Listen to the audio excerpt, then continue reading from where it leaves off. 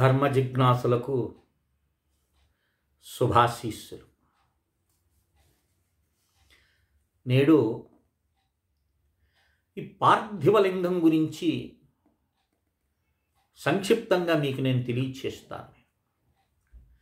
ఇది మనకు మేరుతంత్రము అనేటటువంటి తంత్రంలో పార్థివలింగాన్ని ఎలా చేసుకోవాలి అనే అంశము మేరుతంత్రంలో చెప్పబడి ఉంది. దాన్ని గ్రహించి ఆ ప్రకారంగా మనం పార్థివలింగాన్ని పూజించవచ్చు. ఇదేం చెప్తానంటే, కృతే రత్నమయం లింగం త్రేతాయాం హేమ సంభవం ద్వాపరే పాదరం శ్రేష్టం పార్థివం తు కలోయుగే. అర్థమైంది కదా? కృతం అంటే కృతయుగంలో మనకు రత్నములు పొదగింపబడినటువంటి లింగములతో లింగాన్ని పూజించటం. త్రేతాయాం హేమ సంభవం, త్రేతాయుగంలో సువర్ణానికి బంగారంతో చేసినటువంటి లింగాన్ని పూజించటం. ద్వాపరే పారదం శ్రేష్టం, పాదరసంతో చేసినటువంటి లింగాన్ని ద్వాపర యుగంలో చేశారు. పార్థివం తు కలోయుగే, పార్థివలింగాన్ని కలియుగంలో శ్రేష్టంగా భావించారు.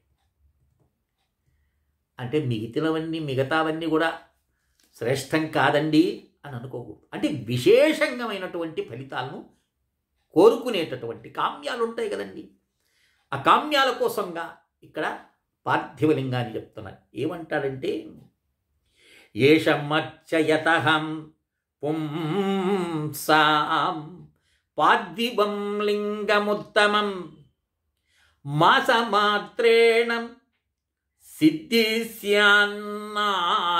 కార్య విచారణ. మేరుతంత్రం అని చెప్తుంది ఏమిటంటే, కనీసం ఒక్క మాసమంతా, ఒక 30 రోజులు ఎవడైతే పార్థివలింగాన్ని పూజిస్తాడో వాడి యొక్క మనోభీష్టములన్నీ కూడా నెరవేరుతాయన్నారు. ఇక్కడ పార్థివలింగం అంటే ఏమిటి, ఎలా చేయాలి అనే అంశాన్ని కూడా ఇక్కడ ప్రస్తావన చేస్తున్నారు. పార్థివలింగం అంటే మట్టితో చేసినటువంటి లింగం.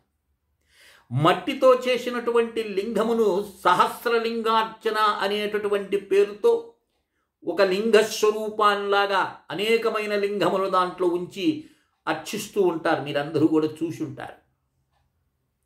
మంచిది. ఇక్కడ దానికి ఏం చెప్తున్నాడంటే, ఏ మట్టి అంటే ఆ మట్టి పనికిరాదు సుమా. ఆ మట్టి ఎలా ఉండాలంటే పుట్టమన్ను కావాలి, బురద మట్టి కాదు. ఏదో కొండలు చేసేటటువంటి మట్టిని తీసుకొచ్చి లింగాలు చేస్తే వాటి వల్ల ప్రయోజనం లేదు. ఏం చెప్తున్నాడు, సమీగర్భా అశ్వత్థమూలే నదీకులే చ నిర్జనే పర్వతాగ్రే చ తీర్థే చ గోష్టవాం తులసీవనే వటాధస్తాత్ర భూమిం మంత్రయేతు ప్రార్థయే దితి. ఏం చెప్తున్నాడు, సమీవృక్షము అంటే జమ్మి చెట్టు సమీపములో కానీ మూలములో, రావి చెట్టు యొక్క మూలమనందు, నదీ తీరమనందు, నిర్జన ప్రదేశమనియందు, పర్వతాగ్రమనందు, తీర్థస్థానములయందు, గోశాలలయందు, తులసీవనములు ఉండేటటువంటి ప్రదేశములో ఈ యొక్క మన్నుని స్వీకరించాలి. పుట్టమన్ను ఉంటుంది కదండి, ఆ పుట్టమన్నుని ఇక్కడ తీసుకోవాలి. అది కూడా ఎలా, ఒక 4 అంగుళాలు తవ్వాలి. 4 అంగుళాలు అంటే ఎంత ఉంటుందండి, 4 అంగుళాలు తవ్విన తర్వాత అక్కడి నుంచి మట్టిని స్వీకరించమని చెప్తున్నాడు. ఆ మట్టిని స్వీకరించేటప్పుడు చూడండి, ఓం హరాయ నమః అని ఆ మంత్రాన్ని నమస్కారం చేసుకొని మట్టికి నమస్కారం చేసుకోవాలి. ఇక్కడ మనకు మట్టిని ఎంత తీసుకోవాలి అని అంటే 12 గ్రాములు అని చెప్తున్నాడు. ఇక్కడ ఈ 12 గ్రాముల మట్టిని గ్రహించాలి. ఆ రోజుకు ఆ రోజు గ్రహించటము ఉత్తమం. లేదండి వీలు పడదు అనేటటువంటి వారికి 15 రోజులకు ఒక్కసారి మట్టిని సంగ్రహించి చేసుకోవాలి. ఆ చేసే పరిమాణం ఎట్లా ఉండాలి? అంగుష్టం అంటే ఇంత సైజు నువ్వు చేసుకోవచ్చు. ఇంత సైజు శివలింగాన్ని నువ్వు తయారు చేసుకోవచ్చు. 15 రోజులకు ఒకసారి చేసుకున్న మట్టి తెచ్చుకున్నావనుకోండి, నువ్వు 15 రోజులు నిత్యం దాన్ని చేసుకొని ఆరాధన చేస్తే 15 రోజులకు ఒకసారి వెళితే 30 రోజుల్లో నీకు పూర్తి అవుతుంది. 1 మాసం రోజులు చెప్పమని. ఆ తర్వాత ఏంటంటే లింగ నిర్మాణానికి ఏం చెప్తున్నారంటే వామదేవాయేతి జలసేచనం ఓం వామదేవాయ నమః అనేటటువంటి మంత్రాన్ని పఠిస్తూ నీళ్లు చల్లమన్నాడు. శుద్ధమైనటువంటి నీళ్లు చల్లమన్నారు. మహేశ్వరాయేతి సంఘటనం అని ఓం మహేశ్వరాయ నమః అని స్మరిస్తూ దాన్ని మర్దన చేయమన్నాడు. ఇక్కడ పిసకమని చెప్తున్నాడు. తత్పురుషాయేతి పిండకరణం ఓం తత్పురుషాయ నమః అని దాన్ని ముద్దగా చేయమన్నారు. ఓం నమస్తాఘానాశనే నమః అని లింగ నిర్మాణం చేయమన్నారు. ఈ లింగ నిర్మాణం చేసిన తర్వాత ఒక చిన్న గోలి రెండటి గోలి చేసి ఆ శివలింగం మీద ఉంచమని చెప్తున్నాడు. దాన్ని వజ్ర అని అంటారు. కొన్ని సంప్రదాయాల్లో దాన్ని 8గా అష్టమూర్తులుగా కొంతమంది పెడుతుంటారు. 8 అన్నా పెట్టచ్చు, లేదు 1 మీరు దాని మీద పెట్టుకోవచ్చు. ఇక పూజ చేసే విధానం దానికి ప్రాణప్రతిష్ఠ చేయాలి. ప్రాణప్రతిష్ఠ చేసిన తర్వాత షోడశ ఉపచారములన్నీ కూడా చేయాలి. ఇక్కడ అభిషేకానికి వస్తాం కదా, అప్పుడు అభిషేకం చేసేటప్పుడు మనం నీళ్లు దాని మీద కుమ్మరించామనుకో ఏమవుతుంది? కరిగిపోతుంది.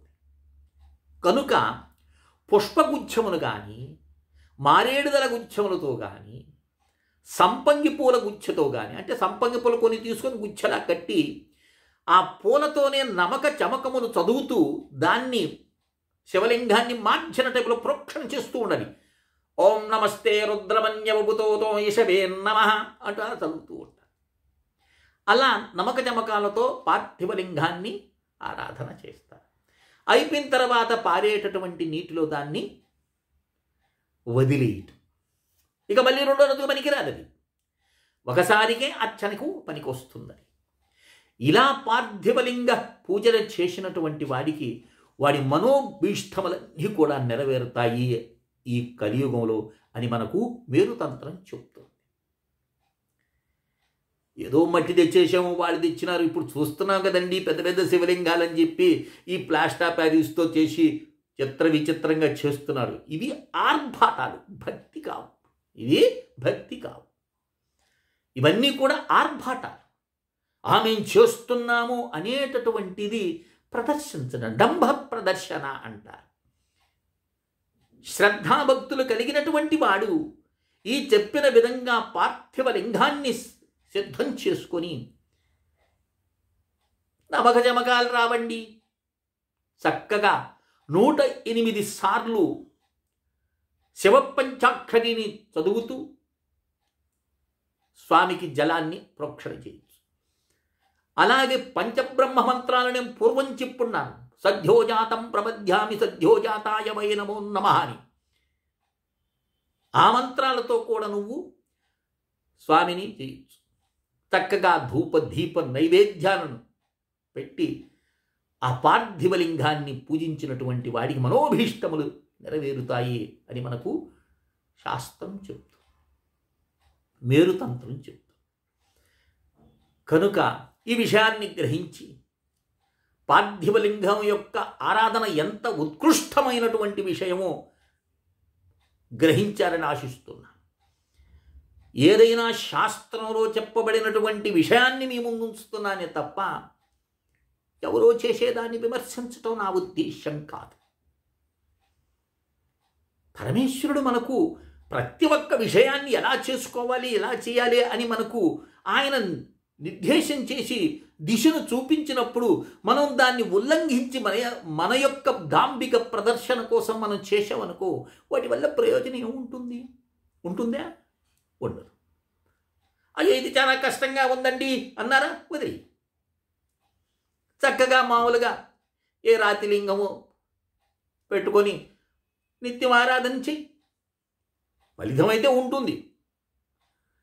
కానీ చెయ్యాలి అనుకున్నప్పుడు శాస్త్రాన్ని ప్రమాణంగా చేసుకొని నువ్వు చెయ్యాలి. లేదంటే ఓ నమస్కారం పెట్టి ఊరుకుండాలి. లేదా ఇంకెవరైనా కష్టపడి చేస్తున్నారంటే వారికి సహాయం చెయ్యి. వారు చేస్తున్న దగ్గరికి కూర్చో, వారు ఆరాధన చేస్తుంటే తరించు. అది కూడా నీకు ఒక గొప్ప పుణ్యాన్ని చేకూరుస్తుంది. కనుక పార్థివలింగాన్ని, ఇంకా ప్రాణప్రతిష్టని, ఆ ప్రాణప్రతిష్ఠ ఎలా చేస్తారని ఇవన్నీ కూడా వేదోక్తమైనటువంటి మంత్రాలు ఉన్నాయి. ఇవి మీకు నేను పరిచయం చేసినాను. పార్థివలింగార్చన ఎలా చేస్తారు, ఏ మట్టిని గ్రహిస్తారు, ఎలా అర్చిస్తారు అన్న విషయాన్ని మాత్రం చెప్పినాను. ఇక పార్థివలింగ ప్రాణప్రతిష్ఠా మంత్రాలు, ఆవాహనాది, ధ్యానస్లో ఇవన్నీ ఉన్నాయి. ఇవన్నీ ఎవరైనా మీరు ఋత్వికులను కనుక్కుంటే వారు వచ్చి మీకు ఆ పూజా విధానం అంతా కూడా చేస్తారు. మీరు ఇంట్లో కూర్చొని చేయలేరు కదండి. అందరికీ వేదాలు తెలియదు కదా, అందరికీ వేద మంత్రాలు తెలియవు కదా. అందుకని వేదం తెలిసినటువంటి వారు ఆ ప్రకారంగా చేస్తారు. భక్తికి ఇక మీకు చెప్పబలేదు. నీలో భక్తి ఉందా? అసలు శివలింగాన్ని సాక్షాత్తు పరమేశ్వరుడుగా భావించి ఆయన మీద ఆ జలప్రోక్షణాన్ని, శివ పంచాక్షరిని ఉచ్చరిస్తూ ఆ నీటిని చల్లి అష్టోత్తర శతనామావళులను చదువుకొని చక్కగా బిల్వ అష్టకాన్ని చదివి స్వామికి బిల్వ పత్రాలు వేసి ధూపాన్ని వేసి భక్తిని గ్రహిస్తారు ఆయన.